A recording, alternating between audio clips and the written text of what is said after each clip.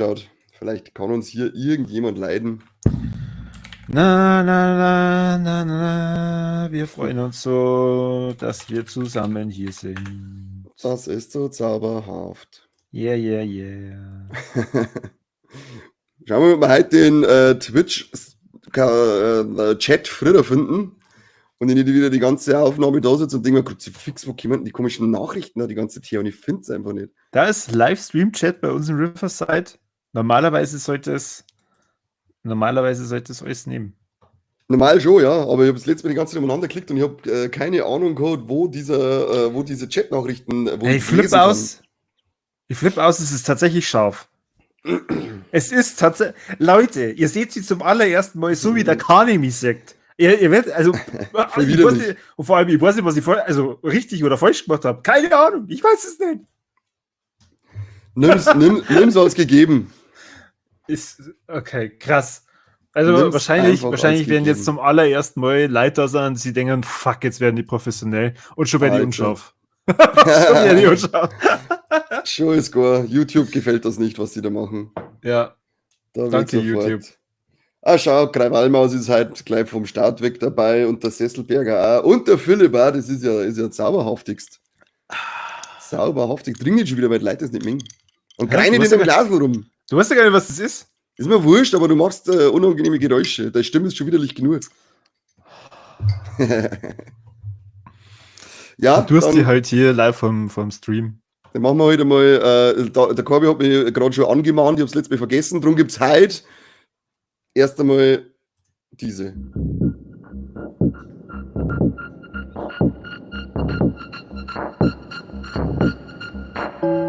Hier ist der beste bayerische Podcast der Welt mit den Kassettenthemen.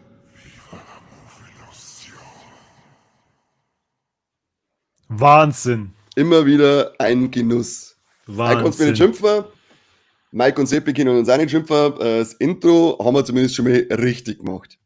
Hast du gut gemacht. Ich bin sehr Somit- stolz auf die. Somit können wir dann auch sagen, herzliches Grüß Gott an alle, die bei uns da sitzen und da jetzt zuschauen.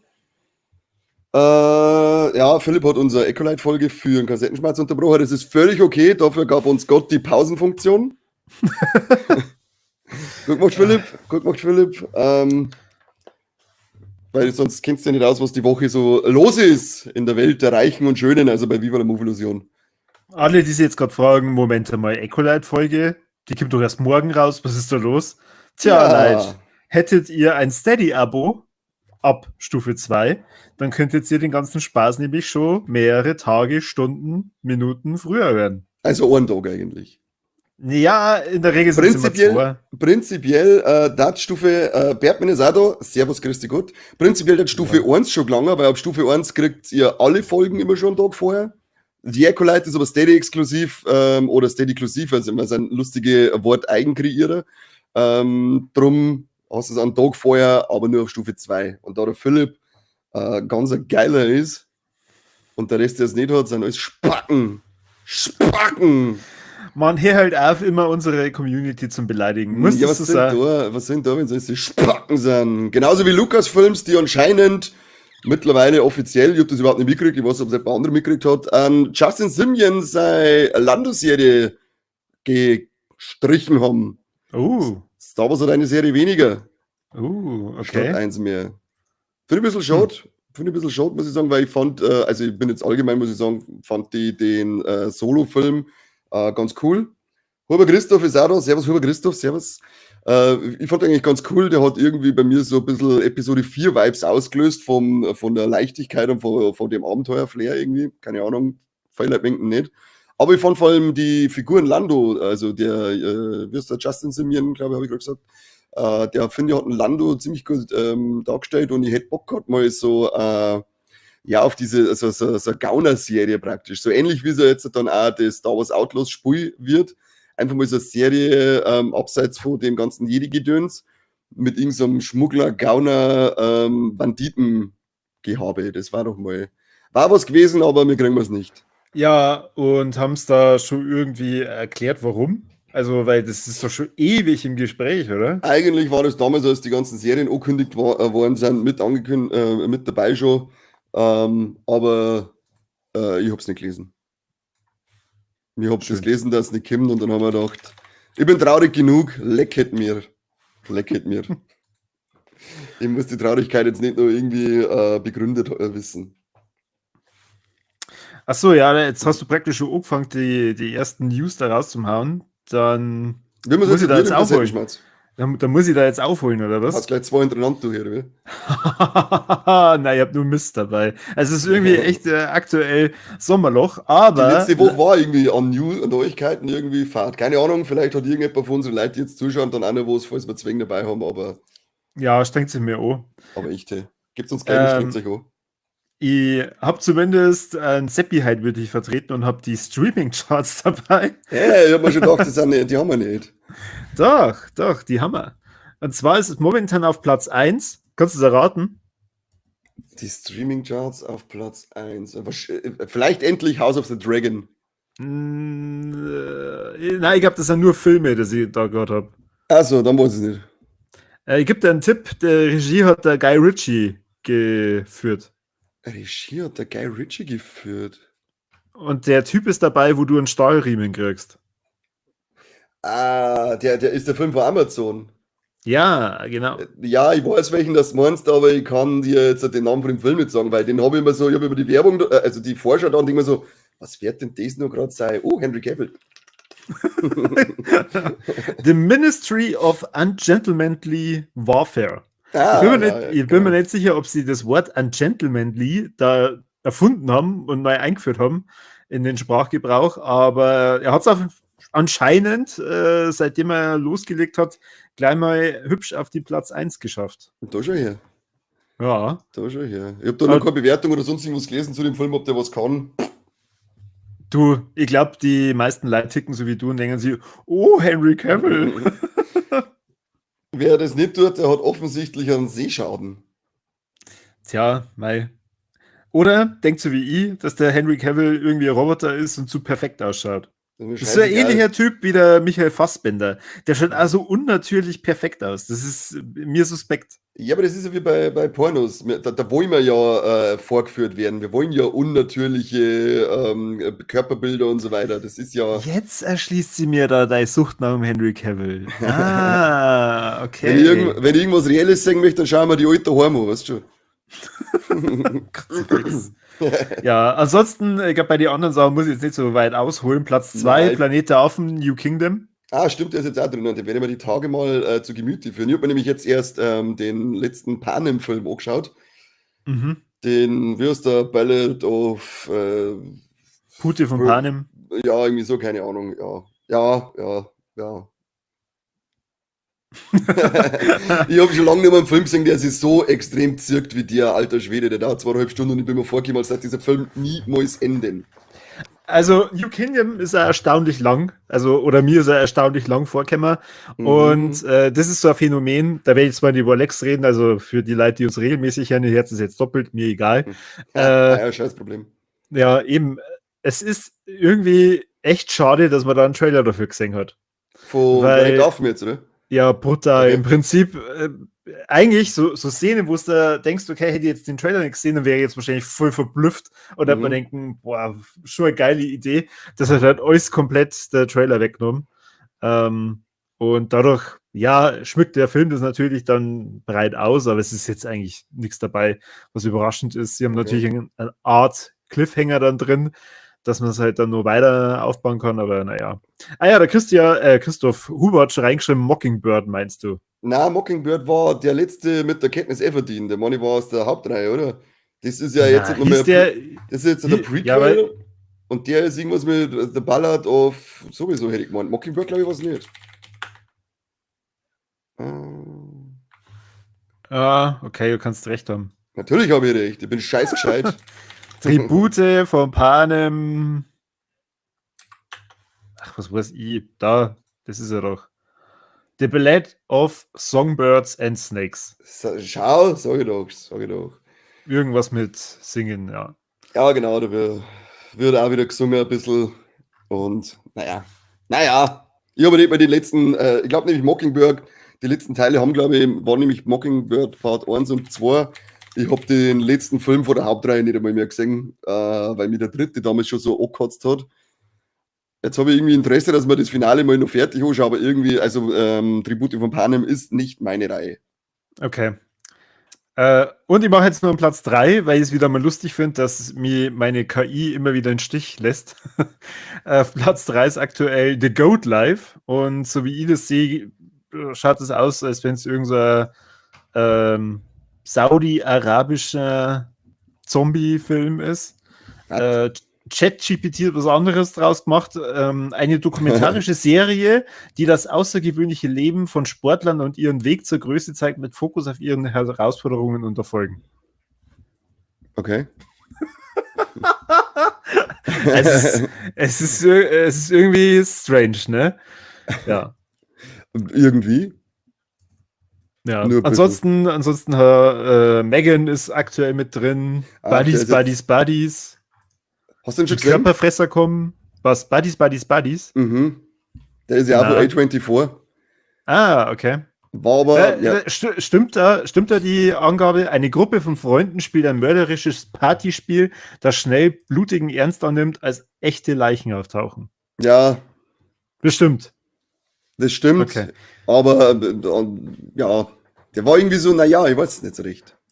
Also irgendwie habe ich das Gefühl, nicht. dass ChatGPT immer eine Handlung mindestens einfach erfindet und sie dann denkt, ja, schauen wir mal, ob es da die Trottel rausfindet. Mein Gott. Was machst du denn mit dem scheiß ChatGPT? Gib mir die mir selber mal zeigen. Ja, du, ich denke mir immer, hier will doch Skynet die Menschheit übernehmen, dann sollen sie mal ein bisschen für uns arbeiten. Ach so, meinst du? Traurige Geschichte. Du meinst, bevor sie uns vernichten, sollen sie wenigstens was da haben. Ja, genau. Ah, okay, das verstehe ich. Das Ja. verstehe ich. Was hast denn du nur für News? Hau Ja. mal News raus, Kim. Was ja ein bisschen so 50-50 tolle News für mich ist, Neve Campbell, unser Sidney Prescott aus Scream, die kehrt ja wieder zurück in Scream 7 und sie bestätigt jetzt, wir werden der Geschichte von der Sidney weiterfolgen in Scream 7 und ich denke mir so, why?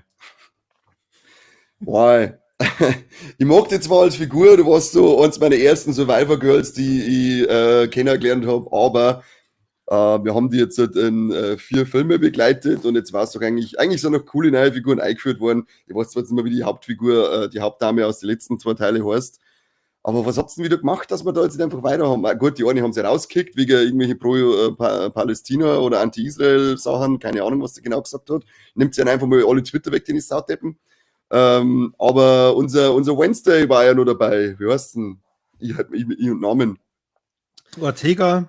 Ja, genau, Jenna Ortega. Die war ja Ja. noch da gewesen, aber die Moni ist jetzt mittlerweile auch nicht mehr dabei. Keine Ahnung, ob aus dem Cast das Teil 5 und ich glaube, dass die Jahre aus ist, ja. Ich weiß nicht, ob aus der Teil 5 und Teil 6 wer da jetzt aus dem Cast noch dabei ist. Hauptsache Ding ist wieder dabei. Die Mrs. Schönheits-OP. Ja, die Monika. die bei Friends mitgespielt hat, ja. Ja, aber- genau. Weiß ich nicht. Mein Gott, na, was ist denn halt mit meinen... Ja, jeder weiß, wie du meinst, Monika. Ja, natürlich spielt weiß mit. ich nicht, was ich. Die Money ist auf alle Fälle noch dabei, das ist wichtig. Aber ansonsten. Wie heißt denn jetzt noch gerade? Mein Gott. Oh, Was wie narisch ich glaub, macht. dass er selber googeln darf. Na, aber ich muss nämlich schwätzen und du musst dabei googeln. Das ist geil. Ich gebe ein Friends Monika und es kommt raus Monika Geller. Das ist der fiktive Name, Mann. Wir brauchen den Original. Courtney Cox. Courtney Cox, genau. Und wie ist denn ja. ihr Name in Scream gleich wieder? Das ist geil. Hier hat der Chandler Bing. Ah, das ist wichtig. So Was? geht's. Achso, du merkst den Namen von Scream. Ja, Ich kann nicht alles für die machen. Es tut mir doch, leid. mach das jetzt sofort, sonst Kim Jumi schluckt die mit deiner hässlichen Scheißkamera. Der Lilo Pan auf Twitch sagt eh schon, dass wir jetzt einmal zusammenlegen, dass sie da keine gescheite Cam kaufen kann. Das können wir nur machen, wenn wir mehr Steady-Abos kriegen. Mit diesem Geld finanzieren wir die Qualität, die ihr dann noch genießen dürft. Ihr knickerten Schwanz. Unfassbar. Ah, was? Jetzt habe ich es. Gail Weathers. Gail Weathers, genau. Die ist auch noch dabei.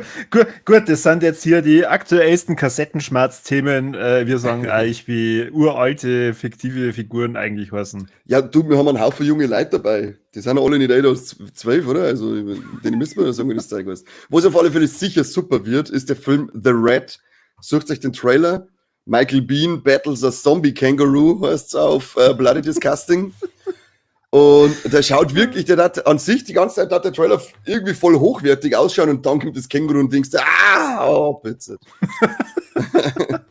Das ist wieder Qualität sondergleichen. Aber zumindest, was man jetzt sagt, eben die blutigen Effekte, schaut aus, als da recht blutig wären.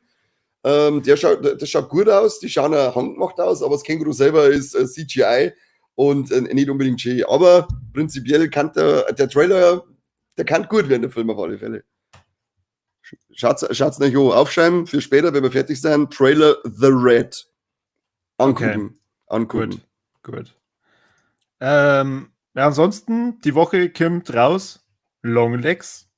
Wir haben auch schon eine Folge dazu. Was ist jetzt schon mit die ich hab nix. Ich hab sonst nix. Kino-News da schon wieder, die sind für den Schluss wieder Zipfel. Nein, hey, heute ist verrückter Montag. Ich streue hier verschiedene Informationen raus. Später sage ich noch, wo der Seppi gerade ist. Longlegs, genau. Wir haben auch eine Folge darüber aufgenommen, deswegen verzeihe ich jetzt nicht allzu viel. Und lasst euch aber so viel gesagt sein, der Film ist so scheißgruselig, dass sogar der Kane wegblimmt ist von der Folge. Der ist so gruselig, dass sie mir Internet umgebracht hat. Internet hat gesagt, damit wir hier nichts zum Tun haben. Aber da ich Hackerman noch in 1000 bin ich halt wieder am Start. Router, alles jetzt zurückgesetzt, alles neu aufgesetzt und jetzt geht's wieder ab hier. Jetzt habe ich wieder ISDN daheim. Sehr gut. Ansonsten sei eigentlich so viel gesagt, also nur mehr Spaß habt ihr natürlich, wenn ihr ohne irgendein Vorwissen in Longlegs reingeht und idealerweise eigentlich dem im Originalton anhört, also auf Englisch. Weil das, was der Nicolas Cage da abliefert, ist schon geil. Holla die Waldfee, ja. Der ist richtig geil. Was läuft da noch die Woche im Kino, wenn es jetzt schon mit den Kino-News am Anfang da gibst, du Sautipp? Ja, nichts Gescheites. Das ist tatsächlich wahr, ja. The Dead Don't Hurt. The Don't Dead. Spoiler, der Sepp ist eine Nova, so Krawallmaus. Ja, das ist tatsächlich wahr. Boah, krass, wer wisst ihr das? Was ist da los? Ich weiß nicht, die stalken uns doch alle. Schüler Sesselberger ist 31, der Huber Sepp ist 32, kann man die Alte auch sagen, die sind ja fast alle 16. Boah. Die sind trotzdem jünger wie wir. The Don't Hurt. Don't Hurt. Laut ChatGPT ist es ein Western-Drama, das die Geschichte von Vivian und Holger erzählt, die sich ein neues Leben in Nevada aufbauen wollen. Aber leider ist irgendwie Bürgerkrieg und der Holger muss seinen freiwilligen Eintritt in die Streitkräfte erfahren, die Probe stellen. Oh Gott, das klingt ja furchtbar.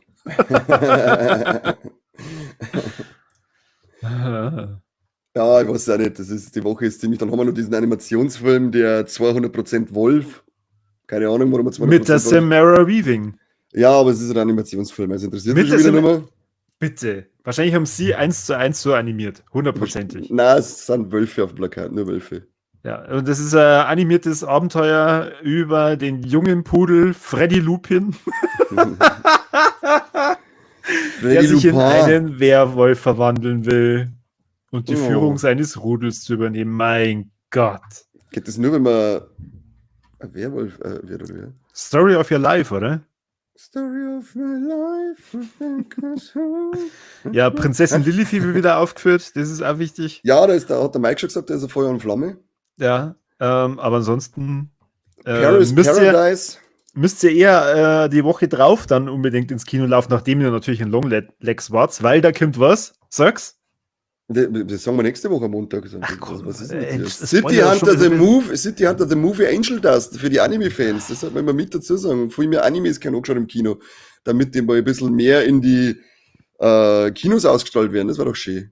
Ja, weißt du was da drüber? Nein, ich weiß nur, dass es Anime ist.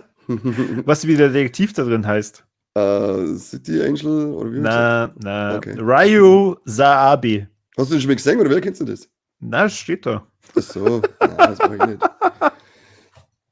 Das habe ich nicht geschaut. Da habe ich nicht geschaut. Ich habe nur geschaut, wie Sachen allgemein, was da allgemein unterwegs ist. Traurige Nachricht auf alle Fälle noch nach dem Star Wars, nach der Serie, die gecancelt worden ist. David Lynch kann nicht länger in Person Regie führen, weil es bei ihm so ein Emphysema, glaube ich, was das so Lungenaufblähung oder selbst diagnostiziert haben. Wow, okay. Also er kann jetzt anscheinend nicht mehr rausgehen. Er hat geschrieben, er hat das gekriegt, weil er so lang schon raucht. Kann ihm ausgehen, wegen Covid unter anderem, aber selbst eine normale Erkältung war für ihn jetzt schon unglaublich gefährlich. Bin ich mal gespannt, ob er sich dann vielleicht da direkt zurückzieht oder ob er dann irgendwie Remote-Regie führt. Aber wird zwar wahrscheinlich nichts bringen, gute Besserung trotzdem oder vielleicht einen milden Verlauf oder sonstiges. Doch, der hört sicher zu. Gute Besserung, David. Ja, irgendwie so ist ja voll für die. Dragon Cry ist 23 gesagt, da schiebe ich jetzt alle freiwillig gerne eine Daten da jetzt rauszuschießen. Du schreibst schon mit, oder? Kredit, ja, Falle, Kreditkartennummer 90 schreiben sie her.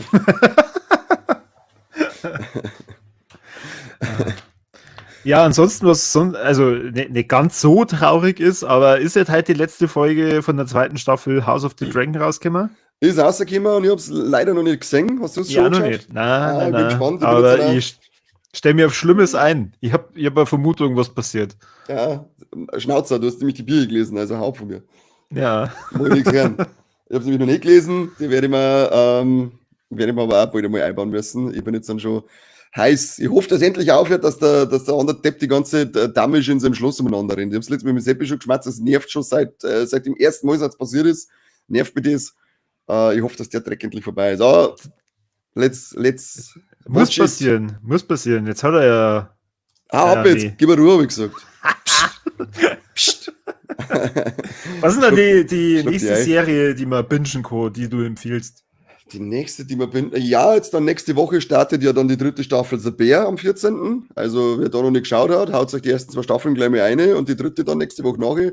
Gemütliche Länge immer von so circa einer halben Stunde. Wirklich sehr, sehr schön zum Bingen. Also gerade die erste Staffel, die ist so schnell vorbei. Da fragt man sich dann, huch, wie ist denn das passiert? Und die zweite Staffel ist dann sehr erfrischend.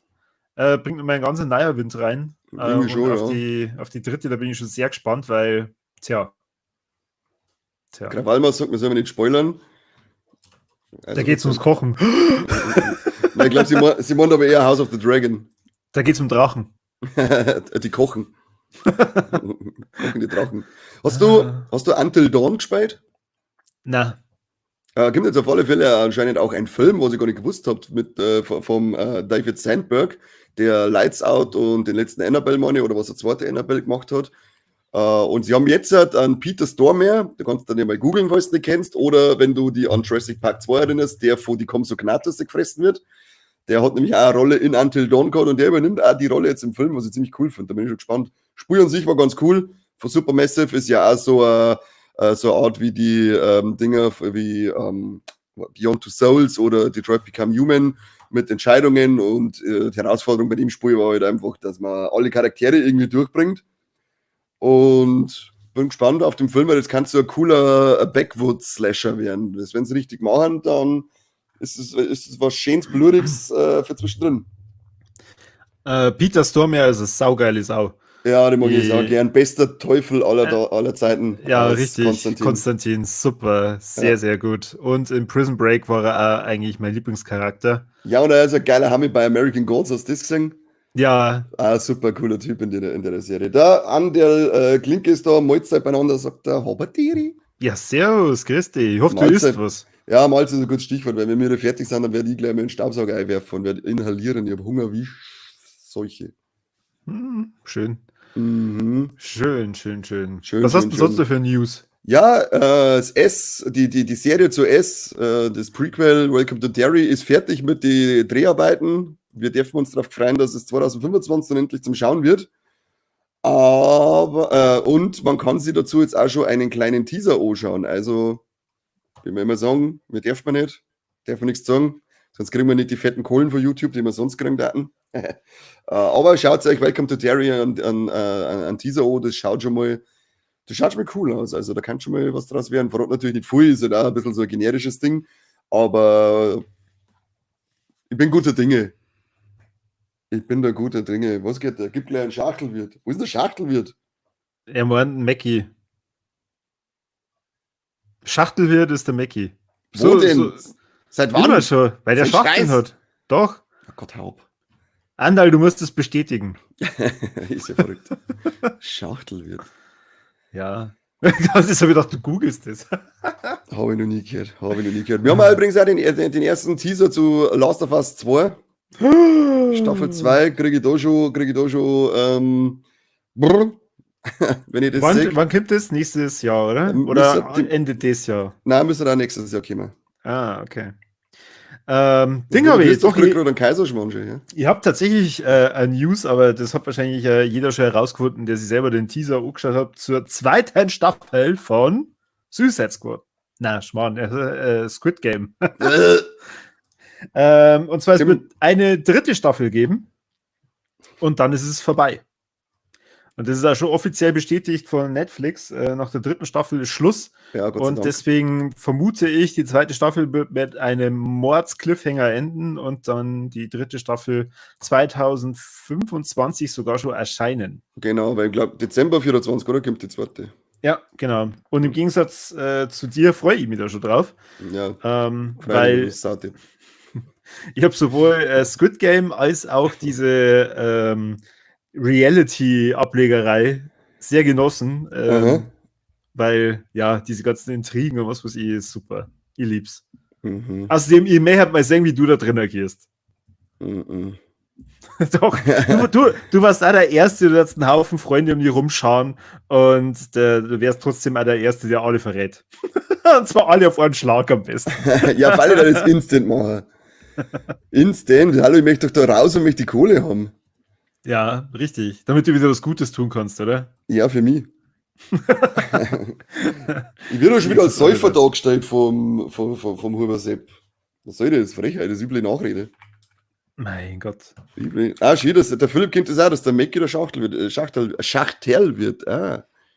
Ja, Schachtel wird ist ja ganz etwas anderes als Schachtel wird, der Kruzifix. Da hätte ich es auch gewusst. Okay, jetzt hätte ich es auch gewusst. Jetzt bin ich wieder da, ja. Ansonsten, ich habe ja gesagt, wir springen halt, wenn wir gerade bei Animes sind. Ich warte jetzt seit geschlagenen 2 Monaten drauf, dass ich meine Blu-ray-Edition von der zweiten Staffel Digimon Adventure kriege. Und es ist jetzt schon wieder, ohne dass ich eine Info bekommen habe, einfach um einen halben Monat verschoben worden. Es kotzt mich echt, es kotzt mich, weißt du, da macht man mit euch aus, dass man bei nichts mehr dabei ist an den Tagen, damit man da Digimon bingen kann und dann verschieben das einfach immer und immer wieder. Dreckschweine. Schon, oder? Ja. Ich habe mich dafür gefreut, weil ich jetzt, ich habe ja nochmal angefangen mit Belzebub, den Anime, habe ich glaube ich ab und zu schon mal erwähnt, dass ich den ja so gern mag, aber nirgends kann man den bei uns fertig streamen. Auf dem Bladen Universe Channel auf Prime kannst du auch gerade 24 Folgen von 60 oder so streamen. Und jetzt habe ich gesehen, die gibt es schon lange auf Blu-ray bei uns. Haben wir jetzt auch gleich mal her damit. Bestellbutton muss glühen. Bing, bing, bing, bing, bing, bing. Haben wir jetzt gleich heute gefreut mit so, dass die kommen schneller als der Digimon-Krampf. Schaut mal an für Erwachsene und nicht wie so Kinder-Bullshit. Was? Nein, ich mag's auch. Hallo, Digimon sterben. Ja, ich sag's eben, Digimon war schon gut, das war und ein super Intro-Lied. Das letzte Mal, wo wir uns Deadpool angeschaut haben, sind wir heimgefahren und dann hat der Fahrer dann dieses Intro-Lied drinnen gehabt und schalt's weg. Was, von lebt er im Traum, oder was? Ja, das ist auf einmal gelaufen bei ihm in seiner Playlist. Ich meine, war geil, Alter. Aber ich wollte schon das Ding anfangen und dann schaltet das weg und dann ist wieder irgendwie so ein komischer Trap-Rap, Gangster-Remix-Bullshit-Scheiß gekommen. Lass mich raten, du hast dann nicht mehr mit ihm gesprochen. Nein, ich war kurz davor, dass ich im Reifen zusammenstich, aber dann war ich dann komm ich nicht mehr heim.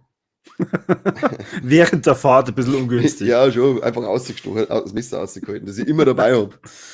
Ich also der Stitcher. Wir haben ja übrigens, es gibt ja noch zu Steamboat Willie, dieser Kurzfilm damals, der Mickey Mouse ja in ihrer alten Form eingeführt hat. Kommt jetzt dann der erste Film aus, zwar schon im August, also ich glaube 6. August, aber dann bei die Amis zumindest im Stream und dann auf Blu-ray schon am 13. August, The Mousetrap. Kann man sich auch schon einen Trailer dazu anschauen? Ich weiß jetzt aber nicht, ob The Mousetrap der ist, der dann zum Puniverse gehört, oder ob es der 2025 erscheinende Screamboat ist, der zum Puniverse gehört. Weil natürlich kommen gleich 2 Filme zu diesen, zu der scheiß Mickey Mouse. Ist nicht einer vom Rob Zombie? Na. Nicht? Na, nicht, dass ich wüsste. Habe ich da irgendeinen Scheiß wieder gesehen? Ich glaube schon.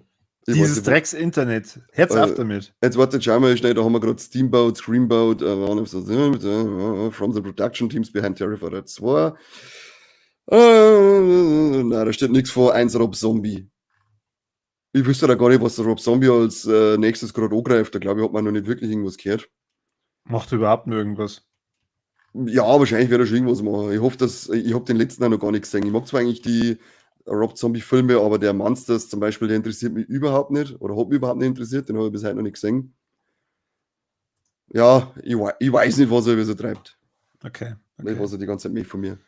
Was er die ganze Zeit möchte. Das erste Pokémon-Intro ist auch gut. Ja, das stimmt, Sesselberger. Ich schaue mir gerade ab und zu zum Einschlafen die ersten 52 Folgen, glaube ich, sind ja drin auf Netflix. Von der ersten Staffel oder was? Ja, genau. Leider dann Mhm. nicht die zweite, was mich voll nervt. Da muss ich jetzt mal schauen, ob man die irgendwann streamen kann, weil das sind immer schöne Kindheitserinnerungen. War ja einmal so ein Ding damals auch vor der Schule haben und dann erst mit Pokémon und da ist immer nur noch, ja, nach jeder Folge mit der scheiß Poké-Rap drinnen. Ja, wo es dann erraten, oder ist es in der Mitte von der Folge, wo es nur erraten musst, was ist das Nein, für ein Pokémon? das ist erst irgendwann später mal nicht gekommen. Das war war Echt? am Anfang noch gar nicht dabei, ja. Okay. Who's this Das- Pokémon? It's Und dann Pikachu! Fuck! Gibt's auch die geilen Reels, wo dann einfach irgendein Scheiß kommt und dann ist immer das Pikachu. Okay. Ja, finde deine 7 Dragon Balls ist auch stark genug gewesen damals. Ja, ihr habt das ja schon in der Weihnachtsfolge erklärt, das ist sehr, sehr anders, das Intro, wie das vom Original. Aber bevor der Guide wieder herkommt und mich schlagt, es ist trotzdem cool. Es ist trotzdem verdammt cool. Der kennt sich doch über hinten und vorne nicht aus. Doch. Der kennt sich doch hinten und vorne nicht aus. Der ist mit ganzer Leidenschaft dabei, lass ihn in Ruhe. Mit welcher Leidenschaft? Ja, Den- mit der den- seiner Seele. Der nörgelt nur leidenschaftlich. Ah. Der nörgelt nur leidenschaftlich. Wie viel hast du das letzte Mal mit dem Seppi über Marvel geredet? Über Marvel. Eigentlich haben wir nur Ding angesprochen, eben diese Top-News, dass der Robert Downey Jr. als Dr. Doom zurückkehren wird. Okay, ja. Das war also das Hauptding. Ansonsten war, glaube ich, nicht viel, war das letzte Mal oder war das schon das vorletzte Mal noch mit irgendwelchen abtretenden Serien, wie eben mit, glaube Wonder Man und Ironheart. Ansonsten war ja jetzt auch die Comic-Con, da war nicht besonders viel zu Marvel, das war eigentlich ein ziemlich ruhiges Panel. Habt ihr dann auch über die Spekulation geredet, dass sie dann jetzt auf Biegen und Brechen versuchen, ihn wahrscheinlich schon in Captain America 4 einzubauen? Nein, da habe ich nichts gehört, das glaube ich aber nicht. Angeblich ist da der Drehstart irgendwie jetzt aktuell. Nein, Captain Und- America 4 hat ja schon Nachdrehs gekriegt. Nein, ja, und irgendwie haben sie da jetzt nur mal Nachdrehs gemacht. Also, da habe ich noch Und gar nichts gelesen. Wo hast du die News wieder her? Das ist ja gelungen. aus dem Internet. YouTube. Das ist www.scheißtrick.de. Genau, richtig. ChatGPT hat mir das gesagt. Okay, liegen wir noch nicht. Also da habe ich noch überhaupt nichts mitgekriegt. Was ich aber sagen kann, wollte ich das letzte Mal schon anfangen, weil als ich gesagt habe, dass im Gespräch ist, dass die Russo Brothers zurückkehren, das sind gerade Gerüchte, hast mich schon gleich angefickt, weil ich gesagt habe, ja, wir dürfen ja hier auch Gerüchte verbreiten, solange wir Quellen haben. Und boom! Russo Brothers, alte Regisseure für Avengers 5 und 6 zurückgekehrt. Du Bitch. Mein Gott, ist doch scheiße. Meine Quellen sind nicht und nagelfest und deine sind einfach nur schwammig. Falle! Mitte 2024 anberaubte Nachdreharbeiten für die Neuverpflichtung von Captain America Brave New World. Mitte 2024 ist schon vorbei. Wir haben jetzt schon August. Ja, stimmt. Entschuldigung. Hör mir auf, du. Ich roll hier schon von meinem Schreibtisch zurück. Ein Sag hiermit, du hast absolut recht. Ein Ja. sichern Blödsinn verzeihen. Ein sichern Krampf verzeihen. Ja, genau, da muss ich ja durchschnaufen. Da muss ich durchschnaufen, weil sonst flippe ich hier komplett aus. Na, habe ich noch nichts gehört. Kann ich mir aber irgendwie nicht vorstellen. Ja, War warum mir- nach die war- Credits, wenn es den dann irgendwie ein bisschen einbauen? Also, ja gut, das war das Maximum, wo ich sage, dann ist es okay, wenn es dann die Credits sagen, aber dann für mich mehr Sinn machen, wenn ich den bei Fantastic Four First Steps zeige. Ja, oder so. Das darf bei mir, für mich zumindest jetzt persönlich wesentlich mehr Sinn machen. Ich bin auf jeden Fall froh. Ja, Lilo wenn Pan diese- schreibt gerade im Twitch-Chat, dass du deine Infos aus der Bildzeitung hast. Ja, und? Die haben immer schon recht ich- gehabt. Ich bin auf jeden Fall echt scheiß froh, wenn diese Phase vom MCU vorbei ist und irgendwie hat es ja gekostet, danach ist ja das MCU erstmal vorbei. Also, es geht dann mit den ganzen Mutanten weiter und so, Aber Ja, sie das werden MCU an sich wird nicht vorbei sein, weil Marvel-Filme werden, glaube ich, so schnell nicht immer, sterben. doch. Das ist einfach Die, gut. die löschen dann noch alles. Alles, ja. Und alle, die was davon wissen, die werden Na, geblitzdingst. geblitzt. Achso, ja, das habe ich gemeint damit. Okay. Ja, wie wir es ja schon öfter gesagt haben, aktuell plätschert das MCU so ein bisschen dahin. Viele Stränge werden einfach irgendwie nicht weitergeführt. Und ich hoffe, dass da dann endlich jetzt wieder mal eine schöne Richtung reinkommt. Und wieder mal richtig spaßige Filme, so wie Deadpool eben. Das ist pure Unterhaltung gewesen. Super. Ja, da machen wir auch noch eine Folge drüber, habe ich gehört. Deadpool machen wir auch noch eine Folge drüber, ja. Darfst Boah, gleich wieder Steady-Abos abschließen, weil das ist eine MCU-Folge, Steady-inklusiv. Bam, Alter. Ja, das heißt, ihr kriegt 10 Monate Longlegs und dann noch Deadpool 3. Und ihr Yeah. habt jetzt morgen schon die Chance, in Echolite reinzuhören. Oh yeah. Ihr habt es jetzt schon. Ihr müsst euch Nein. jetzt aber nur das Abo holen. Ja, also gut, die Ecolite nur, wenn sie das zweite Abo machen. Müssen Ja, wir gut, dazu das setzt ihr sagen. jetzt mal voraus. Ja, natürlich, alles andere ist ja Bullshit. Ja. Alles andere ist ja Bullshit. Aber her mit den Kohlen. Wird Snoop Dogg sagt, make money, money, money. Ja. Ich habe uns jetzt noch auf alle Fälle die richtigen Charts rausgesucht. Seriencharts diese Woche, Platz 1. Was glaubst du, was für Serie ist auf Platz 1? The Bear. No. Those About to Die. Kenn ich nicht. Diese Prime-Serie, die aber scheinbar ziemlich gesagelt worden ist. Da ist, glaube ich, der Anthony Hopkins sogar dabei, aber soll nicht gut sein, soll nicht gut Ach, ausschauen. vom Roland Emmerich. Kann sein, dass die von dem ist, ja. Ich habe es jetzt, nachdem ich wirklich nur schlecht drüber gelesen habe, gedacht, ja, das interessiert mich jetzt erstmal nicht. Platz 2, endlich ist House of the Dragon einmal weiter vorne, da wo sie gehört. Platz 3, The Boys nach wie vor ganz vorne mit dabei, sehr schön. The Wheel, Disney Plus, habe ich noch nicht gesehen. Cleo auf Netflix soll ziemlich gut sein, ist eine deutsche Serie, hat mir ein Kumpel jetzt auch erst empfohlen. Der hat gesagt, die macht richtig Spaß. The Rookie Platz 6, Tropo, habe ich noch nicht gehört, ist auf 7, Resident Alien. Was sind denn das für Charts, die du da vorliest? Seriencharts. Platz 9 Fallout, da vor mir einer gerutscht. Und Platz 10 nach wie vor Star Wars The Acolyte. Also bei allem, was diese Serie an Bashing und Review-Bombing abkriegt, sie hält sich aber wirklich sehr wacker in die Top 10 und das sogar jetzt, glaube ich, schon 2 Wochen nach Staffelfinale. Freut mich für die Serie. Ich hoffe, dass die weiterhin nur eine Zeit lang drinnen bleiben wird. Damit wir auf alle Fälle eine zweite Staffel kriegen. Top 10 der Filme, da ist sogar Madame Web drinnen auf Platz 8. Hau ab. Hä? Okay, also ich bin bei ganz anderen Charts wie du. Ich habe aber so also eine Plattform, die macht so Sammelcharts. Also irgendwie berechnet es anscheinend aus verschiedenen Plattformen dann, was Platz 1 ist. Und da ist Platz 1 tatsächlich House of the Dragon. Bei mir ist nämlich, ich hab das gleiche wie du, weil nämlich die Filme, da ist auch so Ministry of Ungentlemanly Warfare auf Platz 1 bei den Filmen. Aber ist ja wurscht. Mein Gott, wir sagen eigentlich was Gutes. Genau. Wir sagen's eigentlich. Da auf Platz 2 ist Batman Cap Crusader. Hast du Cap das schon Crusader, gesehen? die erste Folge habe ich mir angeschaut. Und? Und wer damals die Batman The Animated Series, glaube ich, hat es ja geheißen, wer deswegen hat, der wird damit wahrscheinlich auch seinen Spaß haben, weil es ist wirklich der gleiche Zeichenstil, voll geil. Macht einen recht erwachsenen Eindruck, also ist jetzt nicht gut, ist aber klar, die andere Batman-Serie, wenn man da so ein bisschen drüber nachdenkt, ist auch nicht rein für Kinder, sondern ich denke mal, dass er FSK 12 mindestens sein soll. Und glaube ich, hat er die deutsche Stimme von Christian Bale, wenn ich mich gerade richtig erinnert. Also da freue ich mich jetzt dann auch schon drauf, dass ich da weiterschauen kann.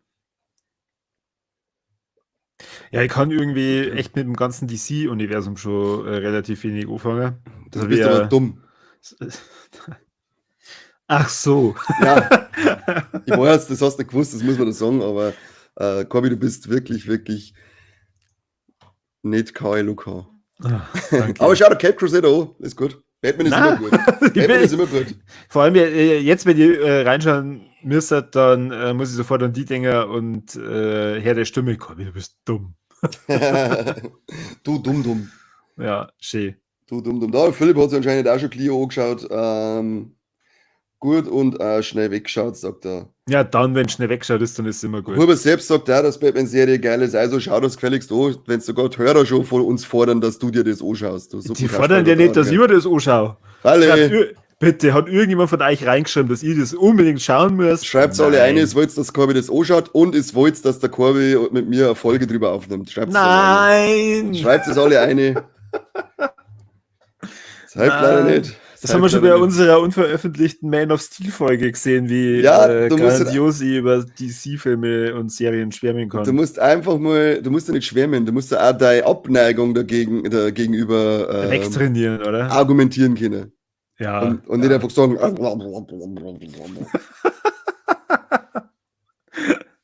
Lass mich. Kobi, hast du tolle Infos oder bist schon wieder fertig?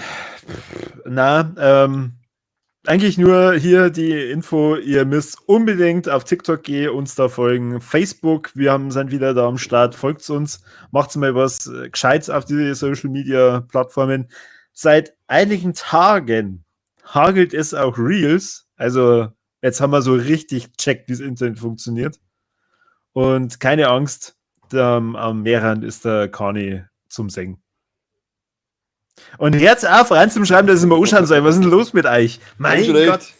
Der B.I. Wild kommt. Grüße. Servus, B.I. Wild. Leider kommt es ziemlich spät, denn wir neigen uns dem Ende zu. Keiner hat mir irgendwelche super coolen Neuigkeiten. Die einzige Neuigkeit, was ich noch hätte, ich habe halt einen selbstrollenden Katzenball gefunden, Powerball 2.0. Oh. Soll anscheinend Katzen helfen, wenn sie alleine daheim sind, dass sie nicht depressiv werden. Ja. Komm, ich schau der Aber- Batman an. Das einfach nur mal reingestreut, okay. Ja, nochmal Super. eingestellt. Schreibt es überall, wo es uns folgt, in sämtliche Social Media Kanäle, überall schreibt es jetzt in den Kommentaren. Ich habe ich auch der Batman, Captain Crusader und mache eine Folge mit dem Kanye. Und schreibt es aber dazu, er darf nicht nur in einem One-Liner leben, sondern er muss wirklich ganze Sätze und verschiedene Sätze einbringen. Na. Jo. Ich kann einfach die reden lassen, wie war das? Na, redet mir doch ständig im Mund fusselig. Ja, aber anscheinend ist es nicht genug. Man ständig auch nicht Sauteppen ohne Schmerzen. Hey, jetzt beleidigt nicht immer unsere Hörer. Also, nein, das wäre was eine Beleidigung für die, Mike Achso. und Seppe. Dumm. Jetzt hören wir auf. Sogar ein Outro. Geil, oder? Ja, wir sollten extra Outro dran. Hier ist der beste bayerische Podcast der Welt mit den Kassettenthemen.